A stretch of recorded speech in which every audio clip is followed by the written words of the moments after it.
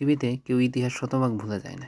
এই যে ধরেন জাপান, তাদের অনেক অ্যানিমেশন মুভি আছে যেখানে দেখানো হয় আমেরিকা তাদের দেশে পারমাণবিক বোমা ফেলছে। এটা একটা দুইটা না, অনেক অ্যানিমেশন মুভিতে দেখানো হয়। আবার আমেরিকানরা হলিউডে এমন সিনেমা নির্মাণ করে যেখানে তারা দেখায় কিভাবে জাপানিদের পরাজিত করেছে, কিভাবে সোভিয়েতদের চক্রান্ত কিভাবে ধ্বংস করে দিচ্ছে, কিভাবে তারা কোরিয়া জয় করছে, জাপান জয় করছে, এইসব। তো গতকাল ঠিক একটা ইন্টারভিউতে ট্রাম্পকে প্রশ্ন করে কিছু জাপানি সাংবাদিক, কেন আপনি ইরানে আক্রমণ সম্পর্কে বললেন না, বা ভেনেজুয়েলায় যে অ্যাটাক করলেন সেটা নিয়ে বললেন না। সময় ট্রাম্প উত্তর দিছে যে আপনারা যখন পার্ল হারবার আক্রমণ করছিলেন তখন কি কিছু বলছিলেন?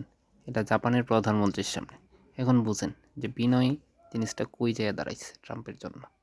তো এইখানে মেইন বিষয়টা হইছে বিজনেস। ঠিক এমন এক রকমের অপমান করছিল একবার ফ্রান্সরে আমেরিকার আরেক প্রেসিডেন্ট। তো ফ্রান্স সেই অপমানের সুদ নিতে পারমাণবিক বোমা বানায় ফেলাইছিল। এবার জাপানের উচিত একটা পারমাণবিক বোমা বানাইয়া আমেরিকারে বুঝাই দেওয়া যে দেখো ভাই, তুমি তোমার পথ দেখো, এখন আমি আমার পথ দেখতেছি।